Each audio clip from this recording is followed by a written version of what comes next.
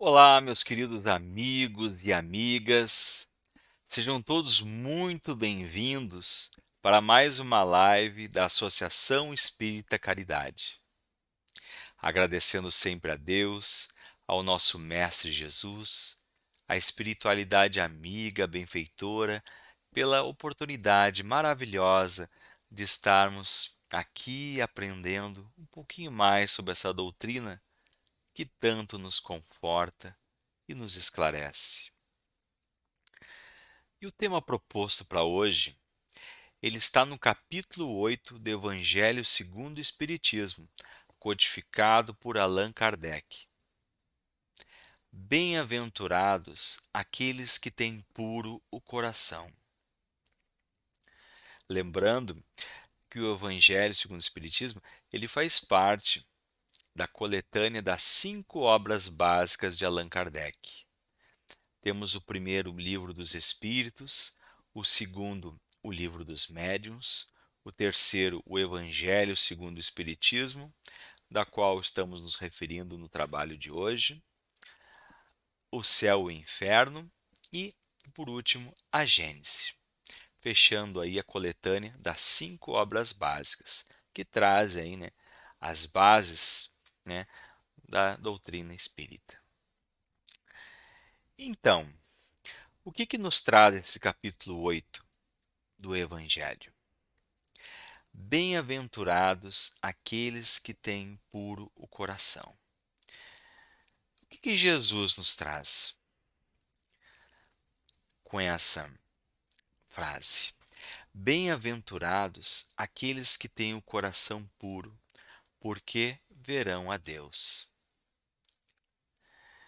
Mas antes de nós seguirmos, nós temos que entender um pouquinho dessa terminologia, das bem-aventuranças que Jesus costumava falar. Bem-aventurados os aflitos, bem-aventurados os pobres de espírito, os misericordiosos, os que são brandos e pacíficos. E o que quer dizer os bem-aventurados que Jesus tanto falava em seus sermões? Na verdade, quer dizer os felizardos, os contemplados, aqueles que conseguiram percorrer essa caminhada na evolução e alcançaram esse nível de entendimento, de compreensão das leis do amor de Deus. Nesse caso, a pureza no coração. E alcançar esse estado de pureza é o objetivo de todos nós, para evoluirmos e alcançar a felicidade futura da qual Jesus tanto falava. Então vejamos bem, não é quem tem mais diplomas, mais dinheiro, quem é mais esperto, mais inteligente, que chegará a Deus, e sim aquele que tiver pureza no seu coração. Ah, mas eu tenho amor, eu amo minha esposa, meus filhos, meus pais. Mas quando Jesus nos fala em amor, ele não está se referindo a esse amor particular, restrito àqueles que nos cercam, e sim aquele amor universal que se estende a todas as criaturas, inclusive aos nossos inimigos. Nossa maior provação aqui nesse plano é, sem dúvida nenhuma, perdoar e amar os nossos inimigos. E quando pensamos nessa frase, perdoar e amar nossos inimigos, nós percebemos de quanto estamos distantes dessa condição de pureza. Muitas vezes, não conseguimos nem perdoar e amar aqueles da nossa família que convivem conosco. O que dirá de uma pessoa estranha que nem conhecemos, que nos faz mal? Claro que isso vai se desenvolvendo ao longo dos processos das encarnações, onde vamos aos poucos nos depurando dos males que acometem nossa alma, nossas más tendências, nossos vícios, até alcançarmos um estágio de verdadeira bondade e amor para com o próximo. Um estágio em que nós compreenderemos e respeitaremos as leis de Deus. E quando se fala em pureza no coração, Jesus, aí no Evangelho, faz uma comparação com as crianças. E tem uma passagem na obra que conta que uma certa vez Jesus estava caminhando pela multidão e as mães queriam muito que ele abençoasse as crianças. Já conheciam as suas histórias, sabiam da sua bondade, do seu potencial de cura, e naquela multidão de adoradores, a mãe tentou se aproximar com seus filhos. E os apóstolos barraram, né, não deixando que se aproximassem com seus filhos de Jesus. Jesus, então, como sempre, percebendo a situação, né, como um grande professor que aproveitava sempre as ocasiões, as oportunidades para trazer seus ensinamentos, ele fala para deixar se aproximar as crianças. Deixai vir a minhas criancinhas. E com isso ele nos traz a seguinte lição: que ninguém poderia ver o reino do céu se não tivesse a pureza de uma criança. Em verdade vos digo que todo aquele que não receber o reino dos céus como uma criança, nele não entrará. E o que ele quer dizer? Que só poderíamos alcançar o reino de Deus, o reino dos céus, se tivéssemos o coração tão puro e ingênuo como de uma criança.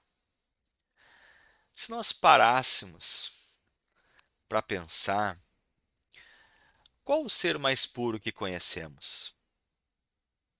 Não é de uma criança? Elas não têm maldade no pensamento, na intenção, não têm aquela malícia. Elas passam simplicidade, doçura, humildade. Então, Jesus nos mostra aí a criança como símbolo dessa pureza.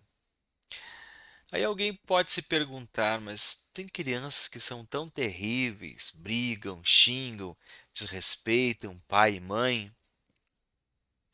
Bem, aí nós temos que lembrar, né, que são espíritos milenares que vêm ao mundo para a sua reeducação. Quando o espírito reencarna, ele passa pelo véu do esquecimento, justamente para partir de um novo ponto, de um ponto zero, para se reeducar, tentar aprender boas maneiras e seguir as leis de Deus. Então, nesse período da infância, o espírito ele está praticamente no estágio de latência, adormecido das suas faculdades, das suas ideias, o que torna assim mais fácil essas impressões, esses ensinamentos que os pais devem proporcionar. Então vemos aí a grande importância do papel dos pais na reeducação desse espírito, porque ele está mais maleável, mais propenso a essa educação. Muitas vezes essas crianças com temperamento difícil é a falta de disciplina e limite dos pais. Sabemos que se não for trabalhada, podado as arestas desde cedo, num futuro pode trazer grandes problemas. Voltando então a essa questão da pureza, que se assemelha de uma criança, nós deveríamos ser assim, ter essa pureza. A criança, quando vê alguém chorando, ela para, se preocupa, muitas vezes se aproxima e tenta consolar o amigo, o adulto, enfim. E nós vamos perdendo isso com o tempo. Vamos nos tornando indiferentes com a dor do próximo. Vamos perdendo muitas vezes essa sensibilidade, esse ato de nos colocarmos no lugar do outro e tentar entender a sua dor. E como será que nós adultos poderíamos nos trabalhar para não perder ou tentar buscar essa pureza no mundo de hoje, com tantas dificuldades e maldades acontecendo? Será que é possível plantar essa sementinha aqui dentro e cultivar para que se transforme numa linda flor no futuro, com tantas intempéries no nosso planeta, na nossa vida, com tantas pessoas maliciosas, maldosas, aproveitadoras que se aproveitam da fraqueza, da ingenuidade, da bondade de certas pessoas.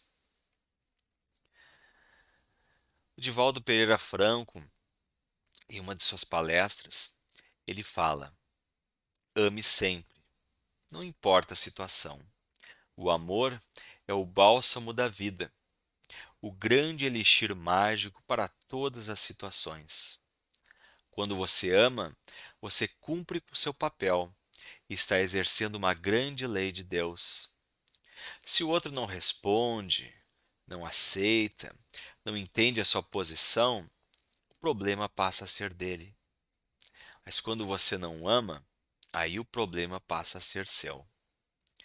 Pureza do coração refere-se a esse amor universal que transcende aquele que tem humildade, simplicidade, que está desprovido desses sentimentos chagas da humanidade, como o orgulho e o egoísmo. Como já dissemos antes, não é algo fácil, não vai ser de um dia para o outro, mas nós temos que começar a trabalhar isso, começar a preparar o terreno para o plantio, arrancar as ervas daninhas, os nossos maus sentimentos, nosso orgulho, nossa vaidade, as nossas paixões exacerbadas. Temos que começar a eliminar tudo isso para preparar o solo para a plantação. O que queremos dizer com isso? Limpa o teu coração, limpa a tua mente de todo esse sentimento negativo. Tenta ser cada dia uma versão um pouquinho melhor do que você foi ontem. Se eu sou uma pessoa explosiva, irritada, vou tentar ser hoje um pouquinho menos.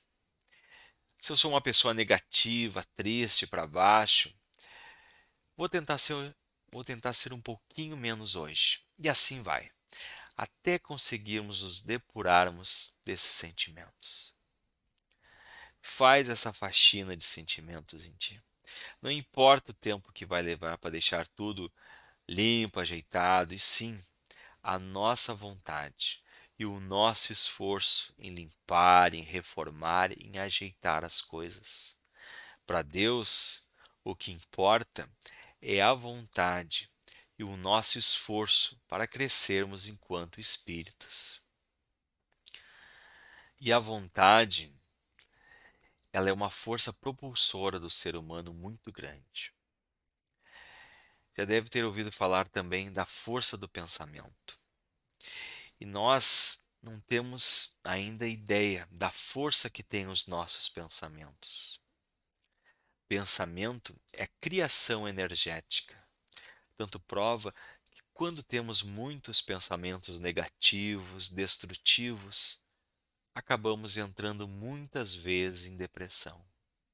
E esses pensamentos também afetam o nosso corpo físico, desencadeando uma série de doenças e diversos males. E já que estamos falando aí em pensamento, nesse capítulo do Evangelho, ele fala numa parte sobre o pecado por pensamento. E aí nos traz como exemplo a questão do adultério.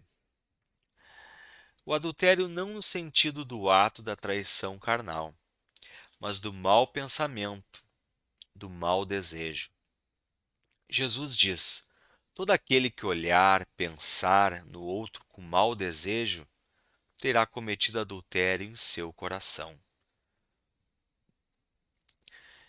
E é justo que estamos trazendo. os maus pensamentos, os maus desejos do coração. Imperfeição do ser ainda. Buscamos e convivemos ainda com esses maus sentimentos, com esses maus pensamentos. Jesus diz que a verdadeira pureza não está só nos atos, mas também nos pensamentos. Não adianta eu não fazer o mal com as próprias mãos, mas eu o desejar. E esse mau pensamento, como já dissemos, ele resulta da imperfeição da alma. E à medida que vamos avançando e progredindo ao longo dos processos das reencarnações, vamos depurando esses maus pensamentos, porque vamos aprendendo a repelir todo e qualquer mau desejo. E a partir de um certo estágio, não iremos mais nos afeiçoar mais com as más ideias, com os vícios, com os maus sentimentos. O espírito irá lutar, se esforçará para não tender às tentações e às más tendências, até que ele consiga alcançar um estágio de verdadeira bondade e amor, um estágio de compreensão e respeito para com as leis de Deus. Podemos classificar os seres nesse sentido, então, de três maneiras. Temos aqueles que já não concebem nenhum pensamento ruim, impuros, apenas voltado para o amor. Podemos dizer então que o seu progresso está realizado. Temos aqueles que têm ainda pensamentos impuros, mas lutam para tentar repeli-los. O seu progresso está ainda a caminho de uma realização. E aqueles que deixam se envolver por esses pensamentos e se comprazem disso. Então o mal ainda está presente com toda a força em seus corações. Ainda sobre essa questão da pureza, tem uma passagem na obra que fala sobre a verdadeira pureza, as mãos não lavadas, onde conta que numa certa ocasião Jesus e seus apóstolos foram convidados por um fariseu para jantar em sua casa. E quando eles chegaram lá e sentaram à mesa para comer, chamou muita atenção dos outros, convidados, que eles começaram a comer sem lavar as mãos. E com isso, eles foram duramente repreendidos, pelas outras pessoas, porque era uma tradição naquela época, lavar as mãos sempre antes das refeições. Então perguntaram a Jesus: como assim teus discípulos, seguidores, estão comendo sem lavar as mãos? Eles não seguem as leis, não seguem as normas? Aí Jesus, mais uma vez, como um grande professor, aproveitando a ocasião para mais um ensinamento. Ele diz: escutais e compreendei bem isto. Não é o que entra na boca que macula o homem. O que sai da boca do homem é que o macula. O que sai da boca procede do coração, e é o que torna impuro o homem. Porquanto do coração é que partem os maus pensamentos, os assassínios, adultérios, as fornicações, as maledicências. Essas são as coisas que tornam impuro o homem. O comer sem haver lavado as mãos não é o que o torna impuro. Então, Jesus com isso coloca de uma forma muito clara, para as pessoas, que não é o que entra na boca do homem que mostra, que define o que ele é, mas sim o que sai da sua boca que reflete o que ele tem no coração. Isso falando aí em 2000 anos atrás. E ainda hoje somos assim. Tanta preocupação com o exterior, com essa limpeza, com essa beleza exterior do corpo, sendo que nosso coração ainda está cheio de sujeiras, de maus sentimentos. Nós somos ainda assim. Nos apegamos muito mais às leis e regulamentos criados pelo homem do que às criadas por Deus. É mais fácil observar e seguir atos exteriores do que se reformular moralmente. Mais fácil atender à higiene das mãos do que atender a essa higiene do coração. Observamos muito as leis do homem, mas ainda tão pouco as leis de Deus. Vivemos fugindo de nós mesmos, evitando sempre a tal falada reforma íntima. Mentimos para nós mesmos. Mas eu não faço nada de errado, sou uma pessoa boa. Os outros é que têm problema. Os outros que incomodam, que perturbam. Nós temos que nos conhecer. Temos que compreender as nossas virtudes, as nossas fraquezas. E para isso acontecer, eu tenho que baixar o meu orgulho. Porque se ainda nos irritamos, nos chateamos, nos magoamos, é porque temos o orgulho fortemente ativo em nós. É que ele proporciona tudo isso. O fato de eu não aceitar que falem ou façam algo contra mim. Como dissemos, temos que nos trabalhar, refletir sobre nossas ações e principalmente sobre nossos sentimentos. Não adianta eu sair e levar alimento para os pobres se depois vou sair brigando, mentindo, traindo, falando mal do próximo e assim por diante. O que Jesus quer nos dizer? Não basta termos a aparência de pureza, é preciso ter antes de tudo a pureza de coração.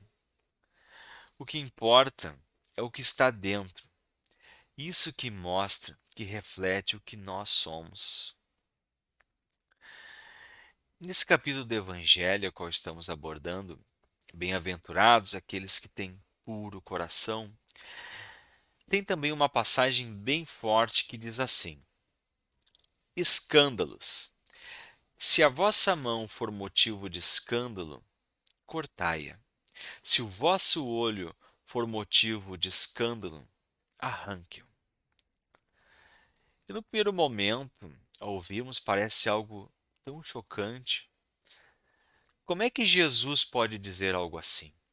Se a vossa mão for motivo de escândalo, cortai-a. Se o vosso olho for motivo de escândalo, arranque-o. Bom, primeiramente nós temos que entender o sentido dessas frases. Mas a nossa doutrina, graças a Deus, nos dá sempre a chave para a compreensão profunda dessas palavras.